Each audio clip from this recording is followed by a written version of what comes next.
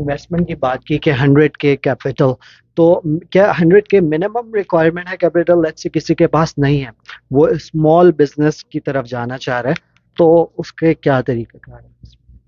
जी, जो 100K देखें, business के अंदर बहुत सारे फील्ड, बहुत ज़्यादा इमिग्रेशन राउट्स हैं। तो अगर हम एक एक करके चलते हैं, जैसे कि प्रोविंशियल नॉमिनेशन बिजनेस राउट। अस्सलाम वालेकुम, उम्मीद है आप सब लोग खैरियत से होंगे। आज मैं बैठा हुआ हूँ अगेन एक दफ़ा फिर जैन भाई के साथ, जो कि लाइसेंस इमिग्रेशन कंसल्टेंट है यहाँ पे कैलगरी में। लेकिन जिस टॉपिक पे मैं बात करने वाला हूँ वो इमिग्रेशन के ही हवाले से है, लेकिन more on the business side पे। जैन भाई बताएं कि जो लोग बिजनेस पर्पस के लिए कनाडा आना चाह रहे हैं, वो चाहे इंडिया पाकिस्तान से हो या जीसीसी कंट्रीज से हो, तो उस वो किस तरह आ सकते हैं, क्या अपॉर्चुनिटीज यहाँ पे मौजूद है, इसके बारे में प्लीज। जी, थैंक यू शिराज भाई for your time and consideration. Shiraz भाई, देखिए, बिजनेस के हवाले से बहुत सारे जो है वो एवेन्यूज़ हैं जिसके अंदर लोग ख़ास तौर पे पाकिस्तान, इंडिया और जीसीसी से यहाँ पर इमिग्रेट कर सकते हैं। बिजनेस के अंदर अभी जैसे कि काफ़ी पाथवेज हैं, तो एक एक करके हम पाथवेज को देखते हैं, लेकिन जनरली जब भी बिजनेस के बारे में हम बात करते हैं तो हम समझते हैं कि हमें बहुत ज़्यादा कैपिटल या हमें बहुत ज़्यादा इन्वेस्टमेंट की ज़रूरत होती है। तो ये एक मिसकंसेप्शन है लोगों का। और दूसरी चीज़ ये भी है, एक मिसकंसेप्शन जो ये भी है कि बहुत सारे लोग समझते हैं कि हमें पहले पास्ट में बिजनेस ओन करना बहुत ज़रूरी होता है। तो ये भी नहीं, अगर आपकी मैनेजेरियल पोजीशन है या किसी भी चीज़ में आपकी एक ख़ास स्पेशलिटी है, तो उस बेसिस के ऊपर भी जो है वो आप एक बिजनेस अपना खोल सकते हैं। तो जब हम बिजनेस पे फोकस करते हैं तो हम चार चीज़ों को हम ये कैटेगराइज करेंगे। पहली चीज़ ये है कि न्यू बिजनेस प्रपोजल में ये है कि अगर आपके पास मिसाल के तौर पे फाइनेंस एंड अकाउंटिंग का बैकग्राउंड है और आप इस आपके पास सीनियर मैनेजरियल एक्सपीरियंस है और आपके पास अब कैपिटल है एटलीस्ट 100 to 300,000 डॉलर्स, ठीक है, और उस बेसिस के ऊपर आप जो है वो अपना एक कंसल्टेंसी फर्म न्यू बिजनेस यहाँ पर इस्टेब्लिश कर सकते हैं, ठीक है। सेकेंडली, आप एक एग्जिस्टिंग बिजनेस एक्वायर कर सकते हैं यहाँ पर। थर्ड, आप जो है यहाँ पर किसी के साथ पार्टनरशिप कर सकते हैं।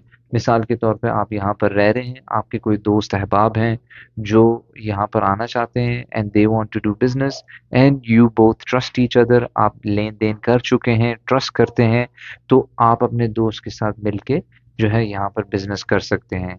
आप भी शेयर होल्डर होंगे बिजनेस के अंदर और आपके जो जो फ्रेंड हैं जो आना चाहते हैं या एप्लीकेंट जो है वो भी जो है एक शेयर होल्डर होगा बिजनेस के अंदर।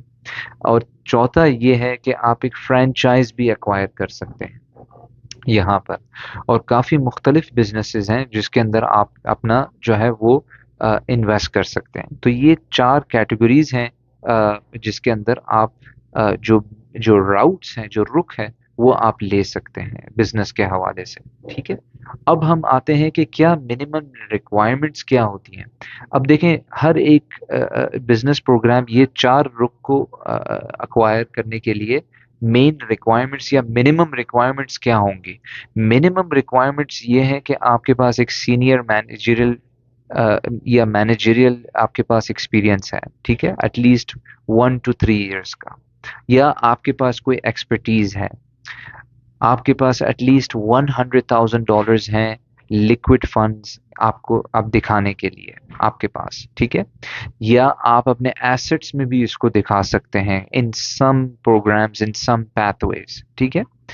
और आपके पास जो है वो इतना जो है वो पैसा होना चाहिए कि आप अपने जो यहाँ पर एक्सपेंसेस जो होंगे वो आपने दिखाने होंगे, मिसाल में बिजनेस चलाने के लिए, जिसको हम कहते हैं ऑपरेशनल एक्सपेंसेस। तो ऑपरेशनल एक्सपेंसेस की मिसाल ये है कि आप यहाँ पर ऑफिस लेना होगा, आपने उसका आपको रेंट देना है, आपको यहाँ पर अपना बिजनेस एस्टैब्लिश करना है, इंकॉर्पोरेट करना है, बिजनेस रजिस्टर करना है उसकी जो है कॉस्ट आएगी। आपको यहाँ पर 1 या 2 या 3 एम्प्लॉयज हायर करने हैं तो उस बेसिस के ऊपर वो भी कॉस्ट आएगी। आपको सैलरी देनी है, सैलरी आपने उसके मुताबिक देनी है कि जो यहाँ पर मिनिमम वेज है, उस बेसिस के ऊपर आपने टैक्स भी आपको भरना पड़ेगा। तो आपको मार्केटिंग करनी है just like any normal business. देखें, मेन चीज जो हमें समझने की जरूरत ये है, जो मुझे काफी सवाल ये आता है कि देखें, मैं अब किसी मुल्क में कैसे बिजनेस कर लूं जब मैं यहाँ पर आया ही नहीं हूँ, जब मुझे कोई आइडिया ही नहीं है। लेकिन देखें, गवर्नमेंट की तरफ से आपको अंडरस्टैंड करना है, you have to look in the from the government's eyes. Government ये चाह रही है या गवर्नमेंट ये कहती है कि आपको मल्टी मिलियन डॉलर का बिजनेस करना है, लेकिन अभी आपने क्या क्या किया है, हमें प्रूफ करो। आप तो बिजनेस के नोयत से या नीयत से आ रहे हैं ना, तो उस अगर आपकी बिजनेस की नीयत है तो आपने what have you done so फार।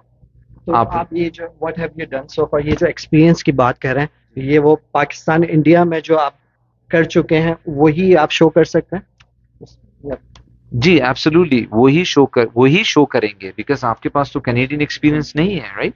लेकिन मेरा मकसद ये था कि व्हाट कैन यू शो कि आपने बिजनेस को अभी इस्टेब्लिश करने के लिए कितना पैसा लगाया है। मतलब अगर आपको बिजनेस करना है तो आपने बिजनेस का ऑफिस कहाँ लिया है, आपने कोई एम्प्लॉय है, आपके पास कोई मार्केटिंग है, आपकी अपनी वेबसाइट है, आपकी अपनी ऑनलाइन डिजिटल प्रेजेंस है। और ये सारी चीजें क्रिएट करने के लिए आपको और एक्सपेंस करना अपने अपने जो है वो आपका एक्सपेंस लगेगा। तो government wants that from minimum from you, ठीक है। तो ये एक जनरल एक ओवरव्यू है। आपके कोई स्पेसिफिक कोई सवाल है इसमें? जी। अब आपने जैसे फ्रेंचाइज की बात की कि यहाँ पे आके आप फ्रेंचाइज एक्वायर कर सकते हैं। अब मैं कुछ ये एक ट्रेंड स्पेशली हमारी अपनी कम्युनिटी में ये भी देख रहा हूँ कि जो फॉर एग्जांपल पाकिस्तान की बात करूँ तो पाकिस्तान में कुछ जो फ्रेंचाइज नेम है, अभी मैंने रिसेंटली अगर कैलगरी की मैं बात करूँ, मैं देखा बट कढ़ाई लाहौर में होती थी, वो यहाँ पे भी आई। अभी एक क्लाउड नान के नाम से एक रेस्टोरेंट है जो कि कराची की चेन है, वो अभी सितंबर में आ रहा है। इसी तरह चाय वाला की डिफरेंट लोकेशंस कैलगरी में आ रही हैं। उन उसका क्या तरीका है, वो भी फ्रेंचाइज कैटेगरी में आता है जो आपने डिफाइन? जी बिल्कुल, एग्जैक्टली दैट, वही फ्रेंचाइज में आता है। आप लोकली यहाँ पर मिसाल के तौर पे कोई चाय वाले के फ्रेंचाइज ले सकते हैं और उनके साथ जो है वो आप एक अग्रीमेंट कर सकते हैं और उस बेसिस के ऊपर आप अपनी फैमिली और आपका इमिग्रेशन यहाँ पर करा सकते हैं। इनिशियली जो होता ये है शिराज भाई कि you initially get a work permit, और उस वर्क परमिट की बेसिस के ऊपर फिर आपको पीआर मिलती है। It leads towards PR. अच्छा, इसमें जो मेन चैलेंज जो आता है फ्रेंचाइज में, वो यही है कि देखें, फ्रेंचाइजर जो है वो एक बड़ा नाम है। आप इसको मिसाल करें, मैकडॉनल्ड्स आप ले रहे हैं, मैकडॉनल्ड्स और ये जो बड़े बड़े फ्रेंचाइजर्स हैं, वो आपको फ्रेंचाइज नहीं देते जब तक आपके पास एक पीआर या कैनेडियन सिटीजनशिप नहीं होती। तो आपको जो है वो लार्ज फ्रेंचाइजीज को टारगेट नहीं करना चाहिए, आपको उनको टारगेट करना चाहिए जो ऑलरेडी मतलब स्टार्ट कर रहे हैं। दे आर स्टार्टिंग और दे रिसेंटली स्टार्टेड। तो उनको भी फायदा होता है इस चीज में और आपको भी रूम होती है नेगोशिएट करने के लिए। मिस नेगोशिएट से मुराद ये है कि फ्रेंचाइज फी के ऊपर नेगोशिएट नहीं करना, टर्म्स के ऊपर नेगोशिएट करना।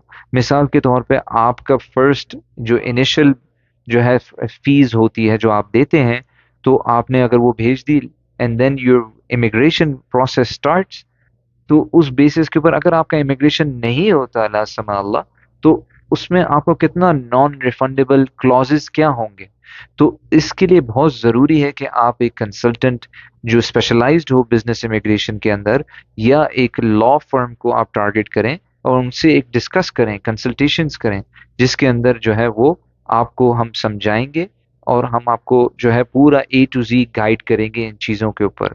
सो माई सेल्फ, मैं एक लॉयर के साथ काम करता हूँ अपने बिजनेस केसेस के अंदर, और हम जो है हमारे क्लाइंट्स को जो है वो इंकॉर्पोरेशन, बिजनेस प्लान और ये सारी चीज़ों के अंदर हम इनको सपोर्ट करते हैं, ताकि when you come you have the complete data कि आपको किस तरह अपना बिजनेस चलाना चाहिए। और जो हर्डल्स होती हैं बियॉन्ड इमिग्रेशन, बियॉन्ड जो है वो लैंड करने के बाद, उसके अंदर भी हम इनसाइट्स चाह रहे हैं ताकि आप लैंड करें तो आपको इतना कल्चर शॉक नहीं पड़े ना। अच्छा, अब आपने इन्वेस्टमेंट की बात की कि 100 के कैपिटल, तो क्या 100 के मिनिमम रिक्वायरमेंट है कैपिटल? लेट्स से किसी के पास नहीं है, वो स्मॉल बिजनेस की तरफ जाना चाह रहा है, तो उसके क्या तरीका है? जी, जो 100 के देखें, बिजनेस के अंदर बहुत सारे फील्ड, बहुत ज़्यादा इमिग्रेशन राउट्स हैं। तो अगर हम एक एक करके चलते हैं, जैसे कि provincial nomination business routes, provincial business immigration programs होते हैं। फिर आपके प्रोग्राम्स होते हैं जिसके अंदर C11 C12 ओपन वर्क, जो वर्क परमिट कैटेगरीज होती हैं, जिसके अंदर आपको दिखाना होता है कि आपका बिजनेस एक सिग्निफिकेंट बेनिफिट पहुंचाएगा कनाडा के अंदर। फिर एक LMIA कैटेगरी भी होती है, LMIA बिजनेस कैटेगरी, जिसके अंदर आप खुद एक जो है ओनर बनते हैं और खुद एक ऑपरेटर बनते हैं बिजनेस के, वो भी एक कैटेगरी है। और जो है वो एक अल्बर्टा की भी अभी rural pathway, rural entrepreneur stream है, वो भी खुली है। BC की रीजनल पायलट स्ट्रीम खुली है। तो हमने देखा है कि 100,000 का आपने बिजनेस प्लान दिखाना है, बनाना है, लेकिन जरूरी नहीं है कि आप 100,000 लगाएं। आपने दिखाना इतना है, आप कम भी दिखा सकते हैं, और उसमें भी हमने देखा है कि कोई सक्सेसफुल केसेस हैं। लेकिन जरूरी ये समझना है कि आपने अभी तक क्या किया, that's the question the officer is asking. ठीक है, आपके पास अगर 50,000 है लिक्विड फंड्स और 50,000 का आपका मकान है या घर है, तो आपने 50,000 के अंदर अभी आपने क्या क्या चीजें इस्टेब्लिश की हैं कनाडा के अंदर अपने बिजनेस के लिए। पाकिस्तान में नहीं, इंडिया में नहीं, GCC में नहीं, आपने यहाँ पर अभी क्या मेहनत की है, हमें प्रूफ दिखाएं। ये ऑफिसर देखना चाहता है। और प्रूफ के लिए जिस तरह मैंने बताया, आपका ऑफिस हो गया, आपके एम्प्लॉयज हो गए, आपकी मार्केटिंग हो गई, दैट कॉस्ट मनी, तो वो आपकी इन्वेस्टमेंट के साथ शामिल है। लेकिन वो ऐसी सॉरी बिजनेस एक्सपेंसेस हैं जो नॉन रिफंडेबल हैं, राइट।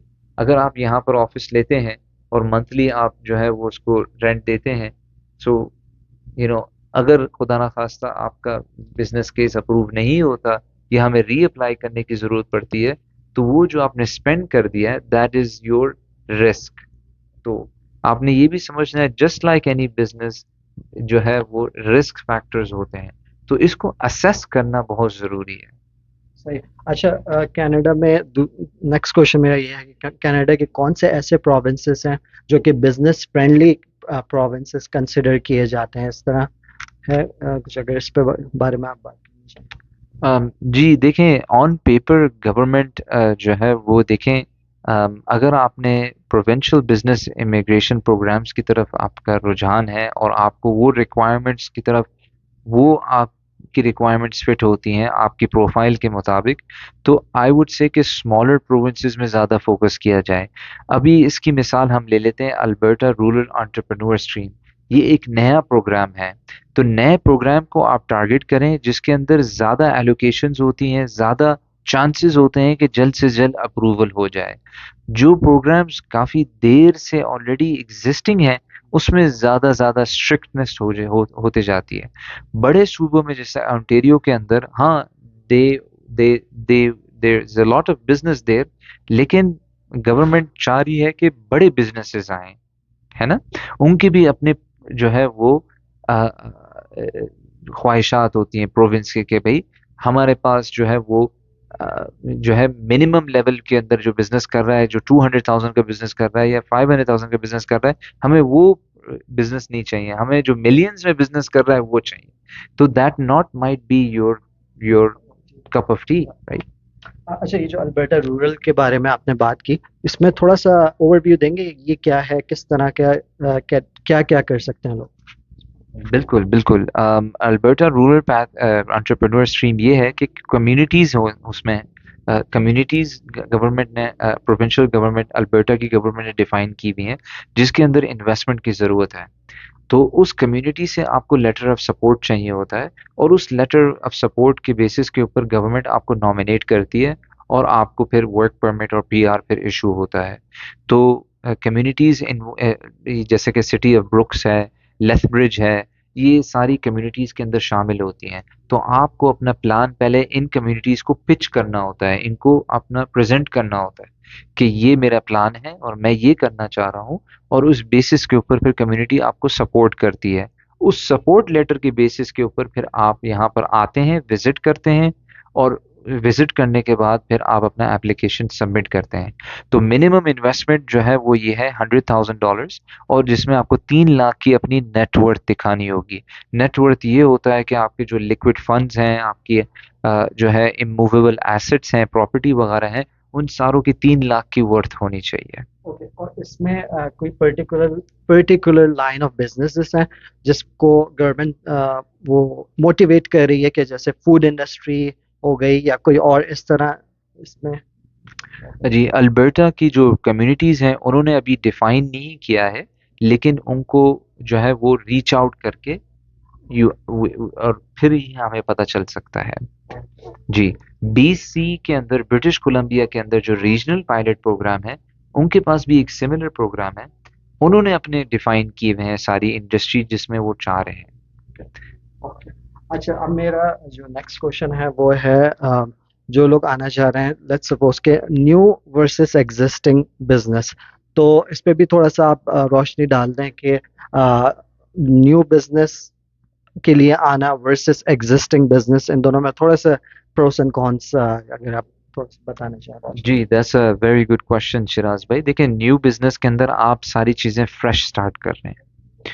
यस, आपको अपना इनिशियल कैपिटल कम पड़ेगा, लेकिन आपको सारी चीज़ें शुरू से स्टार्ट करनी पड़ेंगी।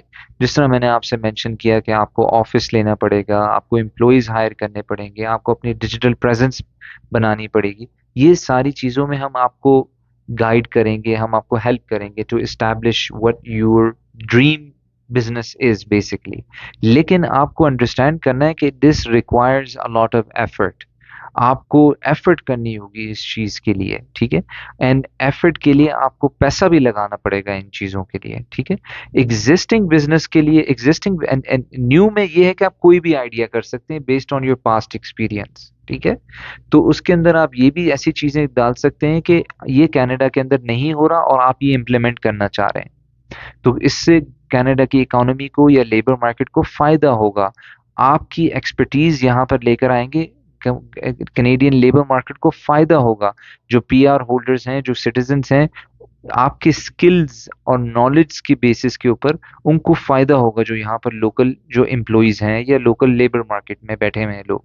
तो ये एक फायदा है। और एग्जिस्टिंग में क्या है कि एवरीथिंग एग्जिस्ट ऑलरेडी, सारी चीजें रनिंग हैं, ठीक है। लेकिन उसके अंदर चैलेंजेस जो हैं वो ये हैं कि एक एक तो ये कि उसका जो कॉस्ट होगा वो हाई होगा, थोड़ा सा हायर होगा than the new new business, excuse me, than the new business, ठीक है। और दूसरी चीज ये है कि देखें, कोई भी अपना बिजनेस जब बेचता है तो उसको फौरन से अपना, they want to sell their business immediately. उनको फौरन जो है वो बिजनेस अपना बेचना है, और उस बेसिस के ऊपर उनको अपने जो फंड्स हैं वो इमीडिएटली चाहिए, राइट। उसी बेसिस पे फिर आपको चाबी देंगे बिजनेस की, ठीक है। तो आपका जब इमिग्रेशन प्रोसेस चलेगा तो at least is gonna take 1 year, 8 to 12 months लग सकते हैं इसके अंदर। तो एग्जिस्टिंग बिजनेस के लिए आपने ऐसे सेलर्स को ढूंढना जरूरी है जो हमने ऑलरेडी सोर्स कर चुके हैं मार्केट के अंदर। मिसाल के तौर पे हमारे पास कन्वीनियंस स्टोर की फ्रेंचाइजेस हैं, हमारे पास जो है वो साउथ एशियन जो है वो डिस्ट्रीब्यूशन की फ्रेंचाइजेस हैं, साउथ एशियन एथनिक फूड्स जो है उसकी फ्रेंचाइजेस हैं। हमारे पास जो है वो एक मिसाल के तौर पे अभी जो है हेयर इंडस्ट्री से ताल्लुक भी है, और उसमें भी एक हमारे पास अभी एग्जिस्टिंग बिजनेस जो सेल पर है। लेकिन ये सारों का ऑलरेडी हम डिस्कस कर चुके हैं इन बिजनेस ओनर्स से जो सेल कर रहे हैं, कि ये जो है वो इतने किस्तों पे, इतने माइलस्टोन पे आपको अपना जो है वो पेमेंट मिलेगी, तभी उस बेसिस के ऊपर फिर वो अग्री करेंगे। अगर आपको वो जो है, अगर आपका केस कहीं नहीं होता या वीजा रिफ्यूज हो जाता है, तो then the applicant is applicable for a refund based on जो है वो अग्रीमेंट कितना परसेंटेज, ठीक है। तो वो ऑलरेडी वर्किंग हमने की हुई है। तो इसी तरह ज़रूरी है कि आप किसी सी बिजनेस भी आप बात करते हैं, तो आपने ये स्टेप बाय स्टेप माइलस्टोन के बेसिस के ऊपर आपने एक प्लान बनाना है, ज़रूरी है। कि देखें, मिसाल के तौर पे मैं आपको ज़रा इसको डिफाइन कर दूं कि इनिशियली आपने इनिशिएशन पे आपने कुछ आपने एक किस्त दी। फिर अगर आपका बिजनेस अप्रूव हो जाता है या आपका इंटरव्यू होता है, बिजनेस जब अप्रूव हो जाता है, उस पे आपने जो है वो सेकंड किस्त दी। तीसरी जो है, जब आपका वीजा स्टैंप हो जाता है, तब आपने इस तरह की। तो ये एक मिसाल है कि व्हाट वी वांट, कि बेसिकली देखें, हम आपके साथ काम कर रहे हैं, हम आपके फायदा के लिए चाह रहे हैं कि आपको फायदा हो इसमें, राइट। सो और सेम टाइम में जो सेलर है उसके लिए भी फायदा होना चाहिए, कि वो अपना बिजनेस जो है वो ऑफ मार्केट कर रहे हैं आपके लिए। तो वो कोई चीज़ें हैं, आपको अंडरस्टैंड करना है कि ये there will be some factors जिसके अंदर नॉन रिफंडेबल क्लॉज होगा। कोई कोई चीज़ें होंगी जिसके अंदर हमें नॉन रिफंडेबल जो अमाउंट होगी वो नॉन रिफंडेबल होगी।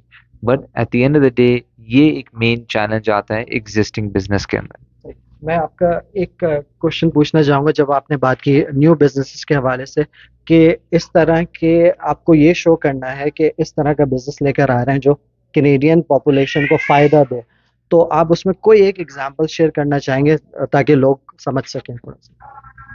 जी, इनोवेटिव बिजनेसेस के अंदर मिसाल के तौर पे कोई एआई रिलेटेड बिजनेस है, आईटी रिलेटेड बिजनेस है, डिजिटलाइजेशन की तरफ आप जा रहे हैं, आईसीटी इंडस्ट्री जो है वो इंफॉर्मेशन कम्युनिकेशंस टेक्नोलॉजी की इंडस्ट्री के ताल्लुक आप बिजनेस कर रहे हैं। जो स्पेसिफिकली मैंने जो मेंशन पॉइंट जो किया था कि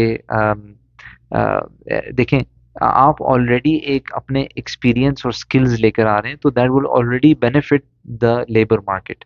तो वो तो आपकी ऑलरेडी बेनिफिट कर रही है आप लेबर मार्केट को। तो ये एक पॉइंट होता है कि कैसे करेगी बिजनेस आपकी आपकी आप लेबर मार्केट में कैसे फायदा पहुंचाएगी। तो वो हमें प्रूफ करना होगा based on the documentations of the applicant. चलें, ये एक काफ़ी वास्ट टॉपिक है, हम लोग इस वीडियो को शुरू करने से पहले ही बोल रहे थे। मे बी हमें एक सेकंड वीडियो भी इस पे करनी पड़े, क्योंकि बहुत से एरियाज हैं जो कि हम लोग एक वीडियो में कवर नहीं कर पाते। लेकिन जैन भाई एक लाइसेंस इमिग्रेशन कंसल्टेंट है। जो इनके जो बिजनेस का एड्रेस है, वो मैं आपको वीडियो के डिस्क्रिप्शन में और इनका कॉन्टैक्ट नंबर स्क्रीन पे और डिस्क्रिप्शन में दे दूंगा। जो लोग भी कांटेक्ट करना चाहें जैन भाई से, वो कर सकते हैं। और इस वीडियो की रेफरेंस से अगर आप जाते हैं तो डेफिनेटली जैन भाई आपका ख्याल भी रखेंगे। एंड में जैन भाई कुछ कहना चाहेंगे इस वीडियो की कंक्लूजन में? जी देखें, बस मैं ये एक कहना चाहूँगा कि बहुत ज़रूरी होता है कि सारी चीज़ें असेस करना इनिशियली। आपके क्या प्रोज हैं, क्या कॉन्स हैं, हर एक जगह पे क्या आपका बैकअप ऑप्शन क्या होगा। मिसाल के तौर पे बेस्ट केस सिनेरियो होता है, वर्स्ट केस सिनेरियो होता है।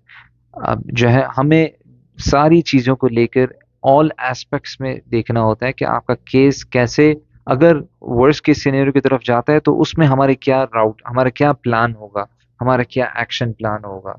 तो we have to look at everything thoroughly. तो इसमें बहुत ज़रूरी होता है सारी चीज़ें समझना और अपना रिसर्च करना। और ऐसा ये भी याद रखना कि देखें, जहां पर भी आप बिजनेस करते हैं, एक business it is a risk risk जो आप लेते हैं, लेकिन आप एक कैलकुलेटेड रिस्क लें। तो ये हमेशा आप ये जो है याद रखिएगा when you are coming on a business immigration. बहुत शुक्रिया थैंक यू। जैन भाई, आपके टाइम का और वैल्यूएबल इंफॉर्मेशन आपने शेयर की। अगर आप लोगों के कुछ सवाल हैं तो फील फ्री, आप कमेंट्स में लिख के पूछ सकते हैं, और जैन भाई वहाँ पे मौजूद होंगे, वो आपके आंसर भी, अगर ब्रीफ क्वेश्चन हैं आपके, डेफिनेटली वो आंसर कर देंगे। इस वीडियो को यहीं पे ख़त्म करते हैं। वीडियो अच्छी लगी लाइक का बटन दबाना नहीं भूलेगा, और अगर आप सब्सक्राइब नहीं है चैनल पे तो सब्सक्राइब भी कर देगा। अंटिल नेक्स्ट टाइम, खुदा हाफिज।